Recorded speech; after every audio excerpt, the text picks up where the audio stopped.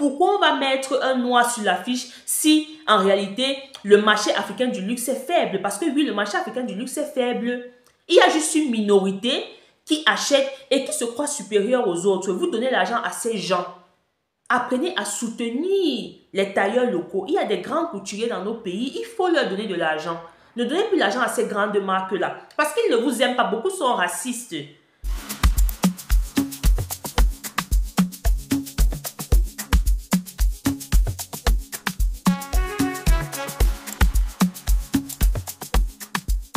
Salut les amis, j'espère que vous allez bien. Bienvenue sur la chaîne. Merci à tous les nouveaux abonnés. Bienvenue sur Diaspora Africaine Média, la chaîne d'information, d'éducation et de conscientisation des Africains sur le continent et dans la diaspora. Dans cette vidéo, je vais donner mon avis sur le buzz récent, le massacre, comme j'ai dit en introduction, que les Chinois sont en train de faire par rapport à la guerre commerciale que Trump a déclenchée. Donc, comme vous savez bien, il y a quelques semaines, le président Donald Trump a sorti une liste des taxes douanières à appliquer à l'Europe et à certains pays dans le monde. Et quand on observe un peu les différentes taxes qu'il a appliquées, on comprend en réalité que son problème, c'est la Chine. Et Donald Trump ne l'a jamais caché. Même pendant son ancien mandat, Donald Trump et les Chinois, ça ne coule pas. C'est quelqu'un qui n'aime pas la Chine. Il estime que la Chine a envahi les États-Unis, tue la production locale et tout. C'est son droit. Donc, il a commencé d'abord avec les taxes à 34, ensuite 54, pour arriver jusqu'à 145% de taxes douanières sur les produits chinois. Et les Chinois ont riposté en taxant les États-Unis à 125%. Nous, on pensait que ça allait se limiter juste entre Xi Jinping et Donald Trump et tout, mais on constate, il y a quelques jours sur les réseaux sociaux, que les vendeurs chinois, déjà l'avons observé il y a quelques mois, que beaucoup de vendeurs chinois commençaient à revenir sur les réseaux sociaux, sur TikTok notamment, qui est leur réseau social, parce qu'il faut dire que le problème des États-Unis avec la Chine, c'est TikTok. Vous savez, il y a quelques mois, quand Trump est entré en fonction, je crois, en janvier, on avait bloqué TikTok pour les Américains. Soi-disant, TikTok est une menace pour la sécurité des États-Unis et ils veulent acheter TikTok. Ils accusent le fondateur de TikTok, qui est un Singapourien, d'être en fait en collaboration avec les Chinois. Donc, il dit qu'en fait, TikTok, c'est pour les Chinois, mais ils ont mis le monsieur devant juste comme représentant. Donc, le problème réel des États-Unis, c'est avoir TikTok parce qu'ils ne sont pas contents de cette liberté d'expression que ce réseau social donne. N'importe qui peut allumer sa caméra et dénoncer des choses qui, avant, on ne pouvait pas découvrir dans les médias traditionnels. Parce que vous savez que tout ce qui est télé, grands médias occidentaux, c'est manipulé. L'information est bien filtrée, travaillée. On met devant les gens une information dans un but précis pour leur faire croire à quelque chose. Alors qu'avec TikTok, n'importe qui peut voir quelque chose filmé, balancer. Tout le monde peut donner son opinion sur ce qu'il vit. Voilà. Et le but des Chinois, justement, c'est d'exposer d'une façon les États-Unis et l'Occident sur l'état de leur société en laissant ce réseau social libre et en permettant aux Américains et tout de s'exprimer. Et les Américains ne sont pas contents de ça. Ils te parlent de sécurité, que TikTok est une menace pour la sécurité du pays. Bon, ça, c'était une parenthèse. Pour revenir maintenant aux fabricants chinois qui sont venus sur les réseaux sociaux depuis, commencer à montrer les sacs, attaquer les marques et tout. Il y a la vidéo de ce monsieur-là qui a fait vraiment le buzz. C'est un fabricant de sacs en Chine, voilà, qui connaît tous les secrets de fabrication des sacs Hermès. Parce que toutes ces grandes marques-là ont des usines en Chine et font juste l'assemblage pour certaines dans leur pays d'origine. Mais la grande production de masse se fait en Chine. Donc les Chinois connaissent ce secret. Alors il a détaillé tous les prix, donné même les origines des matériaux, le cuir du Togo, l'huile scellante de l'Italie. Il a dit tout, il a détaillé vraiment tous les produits que Hermès et toutes ces marques utilisent pour faire leur sac. Et a fini par conclure que Hermès se vend le sac si en 38 000 $ juste pour le nom. Hein. Donc, c'est le nom que tu achètes. Parce que la valeur du sac, si même moi, je te vends ça à 1 000 $. Et ça a entraîné un buzz sur TikTok. La vidéo a été partagée, la vidéo a allé virale. Et finalement, même le compte du monsieur a été supprimé, je ne sais pas quelle magie. Il a recréé d'autres comptes. Et à côté de lui, il y a plusieurs autres Chinois qui sortent là. Ils te présentent, lui, le sac ici. Donc, c'est une stratégie bien pensé par le gouvernement chinois. Les États-Unis doivent bien connaître la Chine. La Chine, ce n'est pas un pays qu'on peut intimider aujourd'hui. La Chine a eu le temps de bien étudier l'adversaire et de savoir que si l'adversaire agit comme ça, nous on fait ça. Ils ont un plan A, plan B, plan C jusqu'à plan Z. Donc, ce n'est pas Donald Trump qui va venir intimider les Chinois. Et je suis sûre que Donald Trump ne s'attendait pas à cette riposte-là des personnes lambda de la Chine. Tout ça, c'est une politique mise sur pied par leur gouvernement. Alors, quel sera vraiment l'impact de cette exposition? Parce que ça, c'est exposer vraiment les marques de luxe qui, justement, moi, je le savais depuis, se basent sur le nom qu'ils ont construit dans le temps, la qualité et tout. Mais on sait que beaucoup de leurs produits sont faits en Chine pour beaucoup de marques. Donc, quel sera le résultat? Alors, d'un point de vue du consommateur, ce que je pense, c'est une guerre commerciale. Le but, c'est de vendre. Alors, si tu peux descendre l'adversaire, salir son image pour vendre, c'est tout bénéfice. Parce que ce soit les marques de luxe, que ce soit les Chinois, les deux veulent vendre. Alors, il faut savoir que déjà quand on dit marque de luxe, ce n'est pas destiné au consommateur lambda qui n'a pas les moyens.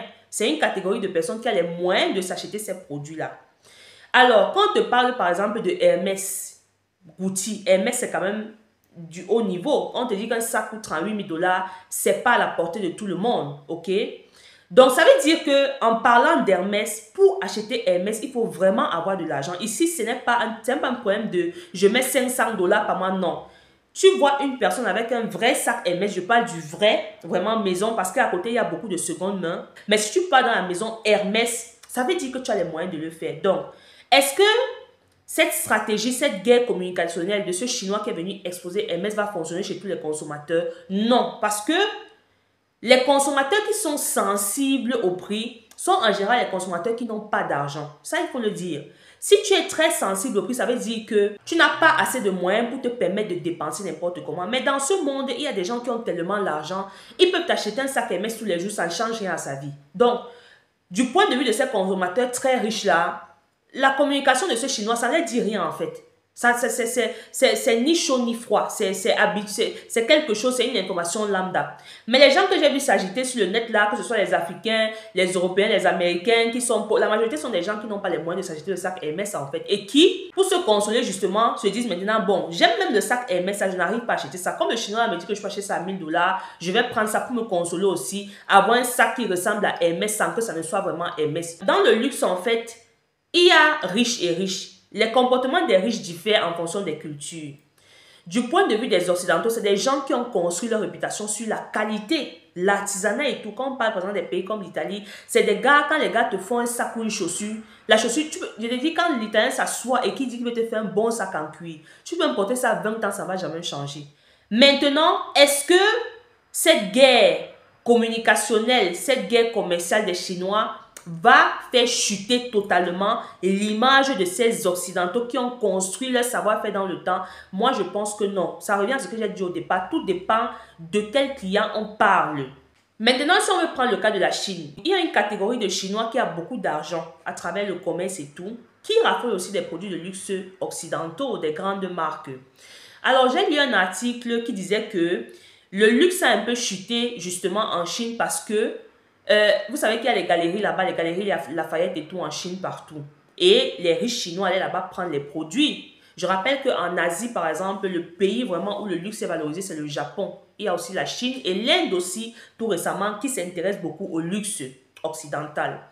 Alors, d'après l'article, les riches chinois, justement, ont découvert que leurs frères font des sacs très bien, de la même qualité que ces grandes marques qu'ils achetaient. Et ils ont commencé à s'intéresser à ces produits de seconde main-là. Donc oui, en Chine, le luxe est en train de subir quand même une baisse. Donc les marques européennes, la Chanel et tout, Dior, toutes ces marques-là sont en baisse quand même depuis peut-être 2 ans en Chine parce que les Chinois riches trouvent que non, nos frères font les mêmes produits, la même qualité. Alors pourquoi donner l'argent à Dior, à Chanel et laisser ce que nos frères font? Parce qu'il faut savoir que tout est une question de mentalité, de mindset. Les Chinois ont un mindset différent. C'est les gens qu'on a éduqués différemment. On les a éduqués avec une mentalité de guerre. Donc, le Chinois n'est pas comme peut-être, je ne sais pas qui, l'Africain qui sera complexé. Il va te dire non, même si j'ai mon frère ici qui fait le même sac que Chanel, je préfère l'acheter chez Chanel parce que non, le Chinois n'est pas comme ça. Il peut se dire, oui, j'ai le fabricant chinois qui fait le même sac que j'achetais chez Hermès.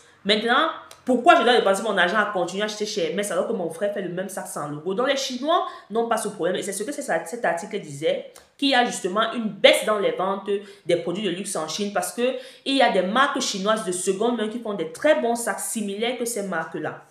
Maintenant, si on parle des riches, hormis la Chine, dans le monde, peut-être les Français, les Italiens, les Américains. Est-ce que le fait que le Chinois vienne dire « je peux te vendre ce sac Hermès à 1000 dollars » va leur empêcher d'aller chez Hermès en France, en Italie ou je ne sais où? Je ne pense pas parce que c'est un problème de culture. Un Italien ne sera pas sensible à la communication de ce Chinois. Donc les gens comme ça en Occident ne vont pas être affectés par cette communication des Chinois. C'est la catégorie des pauvres et de la classe moyenne qui veulent aussi se sentir un peu supérieurs en achetant des produits seconde main qui ressemblent à ceux des marques de luxe qui vont se diriger vers les fabricants chinois pour acheter ces sacs-là. C'est ce qu'il faut comprendre. Les vrais riches occidentaux qui sont très orgueilleux de leur know-how, du know-how de leur pays, ne vont jamais aller acheter les sacs chez le Chinois à 1000 dollars. Les marques qui vont vraiment être affectées dans cette communication, dans la catégorie des pauvres et de la classe moyenne, c'est les marques comme Zara parce que les Chinois ont fait vraiment ils ont vraiment tout révélé. Non seulement ils ont révélé le secret des marques de luxe et ils ont révélé même les fournisseurs des marques de la classe moyenne et basse comme les Zara et tout. Zara quand même c'est une marque qui a construit sa renommée sur la classe moyenne et basse. Je veux dire, tu n'as pas besoin d'être... Les riches ne s'habillent pas à Zara, c'est ceux qui n'ont pas l'argent et ceux qui ont un peu la classe moyenne. Donc c'est plus pour les pauvres. Mais si les Chinois révèlent des boutiques chinoises, des sites chinois en ligne qui vendent les mêmes articles que Zara, là, oui, la marque Zara est en danger. Ces marques comme ça peuvent être affectées parce que en termes de qualité, Zara n'est pas top. Parce que Zara même, c'est une copie. Zara s'est basé sur le luxe des grandes maisons Chanel et tout et a recopié ces mêmes modèles pour les pauvres. Donc, les marques affectées seront plus les marques des petites classes là. Mais les grandes maisons, ils auront toujours leurs clients, que ce soit en Occident, partout dans le monde. Un autre point pertinent maintenant concernant les Africains que j'ai révélé dans cette guerre commerciale sur TikTok là, c'est que où est l'Afrique? Qu'est-ce que l'Afrique gagne dans ça? Parce que oui, c'est une guerre entre les grandes marques, entre l'Occident et les Chinois. Les deux sont des grandes puissances. Les Chinois vont continuer à vendre, c'est l'usine du monde. Les marques de luxe, bien qu'on les ait exposées, ils auront toujours leurs clients. Mais les Africains au milieu, ça reste des consommateurs. Nous sommes toujours ceux qui consommons. Et c'est nous qui sommes... J'ai vu plein d'Africains dans les commentaires sur TikTok s'agiter. Oui, je suis allé acheter ici. Oh, j'ai trouvé le nom du fournisseur. Je vais maintenant acheter mes habits là-bas. Ce qui me fait mal dans ça, c'est que l'Africain sort toujours perdant et n'apprend pas. Et moi, je vais interpeller ici les Africains pour leur dire, apprenons à soutenir aussi ce qu'on fait localement. Quand on parle d'habillement en Afrique, la mode africaine est encore en arrière. Pourquoi? Parce que du constat que j'ai fait, quand on te parle aujourd'hui de mode africaine, ok, de couturier, moi j'ai constaté que les tenues africaines, que ce soit le wax, c'est vrai que le wax c'est hollandais, c'est pas fait en Afrique, mais il y a beaucoup d'autres tissus, le bogolan, le ndop et tout, il y a beaucoup d'autres tissus typiques africains. Ces tenues africaines qui constituent la mode africaine ne sont valorisées que pendant des cérémonies particulières. On te porte les tissus, on va te sortir les grands modèles pour les grands événements, mariage coutumier, anniversaire et tout. Mais le reste des jours, on donne toujours de l'argent, on nourrit l'économie des Chinois et des Occidentaux. Il faudrait que cette guerre commerciale entre les États-Unis et la Chine amène l'Africain à se remettre en question. Nous, quelle est notre place? Au milieu de cette guerre, nous restons ceux qui leur donnent de l'argent, nous restons les consommateurs, nous restons les maillons faibles de la chaîne. Eux, ils vendent, les deux vendent, nous, qu'est-ce qu'on vend? Il faut qu'on apprenne à valoriser le know-how africain. Il y a quelques marques africaines aujourd'hui qui sont connues. Il y a des marques comme les Nana Wax. Je salue vraiment Nana Wax parce que c'est une femme très brave et j'apprécie beaucoup ce qu'elle fait et tout.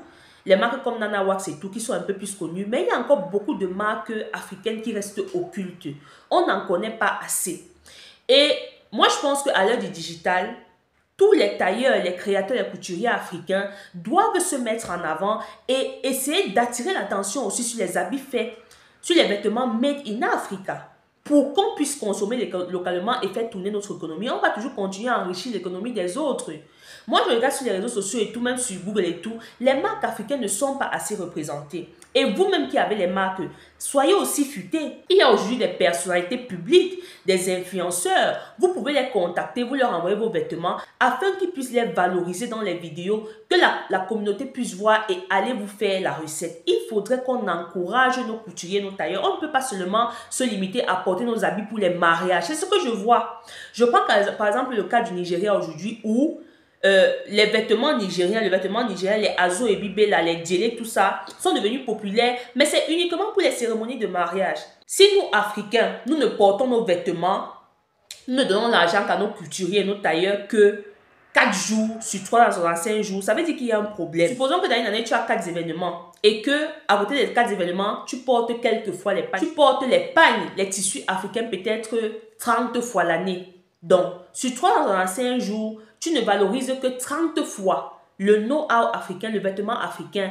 Et 335 fois, tu donnes l'argent aux Chinois et à je ne sais qui. C'est ce qu'on voit parce que avec quoi les gens s'habillent sur le continent? Les friperies, les boutiques, on te parle qu'il y a les Zara, les Turcs, les Libanais et tout ouvrent en Afrique. Tout ça, c'est les Turcs chinois, Turcs et tout. C'est l'économie des autres qu'on enrichit. Nous, qu'est-ce qu'on fait? On a des tailleurs, on a des tissus. Pourquoi ne pas mettre en avant ce know-how local? En Afrique, il y a 2 peuples que j'ai remarqué valorisent beaucoup les vêtements africains. Ils n'ont pas honte de s'habiller en pagne. Quand vous observez les Béninois, ils sont toujours en pagne. Ils ont un modèle typique, ensemble pagne, surtout les hommes, haut en bas, pantalon, toujours en pagne. Ce n'est pas des gens qui sont complexés par les Gucci, machin, et ce n'est pas parce qu'ils n'ont pas l'argent. Quand vous observez même les Béninois qui ont les moyens, ils n'ont pas de souci à coudre leur habit pagne et tout. Et ça fait que les Béninois en Afrique quand même sont fameux dans la couture. Beaucoup de Béninois sont allés dans plein de pays au Cameroun et tout, ont mangé beaucoup d'argent avec la couture, leur know-how. Les Sénégalais aussi c'est pareil. Il y a des boutiques typiques, made in Sénégal, vêtements sénégalais, chaussures sénégalaises. Ils ne sont pas complexés, ils s'habillent avec leurs vêtements. Ça fait tourner l'économie. On ne peut pas continuer. Les gens font leur guerre, ouais, les Africains s'agiter. Oui, oh, ils ont baissé les prix, je vais aller.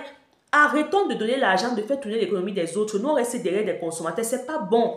C'est les autres qu'on enrichit, c'est nous qui sommes perdants. Donc, il faudrait que les leaders et même les individus lambda qui sont dans la mode en Afrique essaient de mettre en avant plus leurs vêtements. Essayez de faire des vêtements de jour, des vêtements qu'on peut porter, qui concurrencient aussi ces vêtements chinois. Essayez de faire en sorte que les prix soient abordables pour pouvoir tenir tête à ces marques-là. Trouvez des stratégies. Trouvez des stratégies pour mettre en avant le vêtement africain. On ne peut pas continuer à porter toujours ce que les autres vendent. Et notre économie, où est-ce qu'elle en est? C'est ça la question. Moi, c'est le point important que je voudrais qu'on retienne dans cette guerre-là. Nous, notre place africaine, où est-ce qu'on se positionne dans cette guerre? Éternel consommateur, ça ne peut pas continuer. Et si on commençait à prendre l'exemple de ces peuples en Afrique, peut-être les Béninois, les Sénégalais, qui n'ont pas de honte à faire eux-mêmes leurs vêtements, leurs tissus, leurs boubous, leurs pagnes et tout. Il y a même des vêtements modernes, typiques africains qu'on peut porter. J'ai parlé des Nana Wax qui aujourd'hui fait la mode, un mix entre mode moderne et africaine, qui est très beau à porter. Alors pourquoi ne pas mettre en avant ces marques-là? Pourquoi on ne voit pas assez de marques africaines? On n'en voit pas assez. Aujourd'hui, il y a les réseaux sociaux. Ouvrez des pages, vendez vos vêtements en ligne. Il faut qu'on soutienne les créateurs locaux. Il y a une catégorie de riches dans ces pays-là qui, pour eux, s'il ne met pas ou si elle ne met pas un haut où on a écrit Gucci ou Chanel, ça veut dire qu'elle ne vaut rien. Donc, c'est un complexe que je ne comprends pas. Et ce qui me fait mal, c'est que ce que vous ignorez, vous enrichissez ces marques de luxe-là, mais ils ne vous considèrent même pas. Je veux dire, dans leur niche de marché, si on leur demande vraiment les sacs, si que tu fais, les vêtements, si que tu fais, qui sont tes meilleurs clients? Les Africains ne sont même pas dans le top 3. Ce n'est pas moi qui le dis, c'est les statistiques qui le disent. Les premiers consommateurs de luxe, c'est les Occidentaux eux-mêmes. Et l'Asie ensuite. Les Africains ne représentent rien dans la consommation de luxe, mais c'est vous que quand vous portez des vêtements de luxe, vous marchez devant vos frères, vous gonflez, vous faites des expositions sur les réseaux sociaux. Ça me fait mal parce que vous valorisez des gens qui ne vous aident pas en réalité. Ces marques de luxe-là, pour la majorité, sont racistes. On a vu plein de campagnes où elles font des trucs, elles dénigrent les Africains, elles font des OM, des CG. Il y a plein de campagnes comme ça que ces marques-là, à qui vous donnez l'argent, ont fait en rabaissant les Africains. Dans les campagnes publicitaires, beaucoup de Noirs aujourd'hui qui consomment le luxe se plaignent. On n'est pas représenté, on achète des produits de luxe, mais dans les campagnes publicitaires, on ne voit pas les Noirs. C'est parce que vous ne représentez rien dans leur niche de marché. Parce que pour acheter le luxe, il faut avoir l'argent. Si on veut comparer la richesse financière de l'Afrique par rapport à celle de l'Occident et de l'Asie, les Africains n'ont pas beaucoup d'argent. La minorité d'Africains riches n'est rien par rapport à la minorité d'Européens ou d'Asiatiques riches. Il y a beaucoup plus d'Asiatiques et d'Européens riches que d'Africains riches. Donc, ils ne représentent rien dans le marché des produits de luxe, en fait. Donc, on ne les considère pas. Et c'est pour ça que dans les campagnes publicitaires, vous voyez, on met toujours soit un caucasien, soit un asiatique. Parfois, on peut mettre un métis, mais rarement une personne noire foncée de peau. Je dis, dans les affiches, je parle bien d'affiches ici, pas de défilé. C'est deux choses bien différentes. Parce que le défilé, la personne passe. Mais l'affiche, là, ça va rester là pendant des mois. Donc, ça veut dire que du point de vue de l'image, ça joue dans le cerveau. Alors, pourquoi on va mettre un noir sur l'affiche si, en réalité, le marché africain du luxe est faible? Parce que oui, le marché africain du luxe est faible. Il y a juste une minorité qui achète et qui se croit supérieure aux autres. Vous donnez l'argent à ces gens. Apprenez à soutenir les tailleurs locaux. Il y a des grands couturiers dans nos pays. Il faut leur donner de l'argent. Ne donnez plus l'argent à ces grandes marques-là. Parce qu'ils ne vous aiment pas. Beaucoup sont racistes. Beaucoup sont racistes, on le voit. On voit les grands chanteurs aujourd'hui en Afrique qui se plaisent à porter les grandes marques et tout, machin. Ils portent des marques de luxe et tout. Mais ces gens ne vous prennent jamais comme dans leur campagne publicitaire. Moi, je vois ici, on te prend les Jennifer Lopez, les Alberi et tout. Oui, aujourd'hui, elle fait la campagne publicitaire de Dior. Aujourd'hui, elle fait...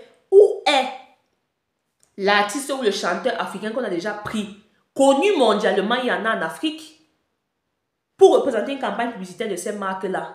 Personne. Mais c'est nos artistes qui, parce qu'ils ont l'argent, portent lui-même, ils portent lui-même Gucci, machin. Tu fais sa publicité Dior, tu fais sa publicité gratuite. Lui, il ne t'aime pas, il n'a pas besoin de toi. Parce que nos grands artistes internationaux portent ces marques de luxe-là et font la publicité gratuite. Il fait un post, il met Gucci, machin. C'est bien. Tu fais la publicité là, il t'a payé pour ça. Non. Mais Jennifer Lopez n'a pas besoin de faire. Au contraire, quand le sac sort, on lui donne ça gratuitement parce qu'on la considère plus que toi. Son nom porte gros. On l'appelle, on dit, viens faire la campagne publicitaire de notre nouveau sac, notre nouveau parfum, on te paye. Vous là, les grandes chanteuses, les grands artistes africains, pourquoi on ne vous appelle pas? Vous êtes connus mondialement.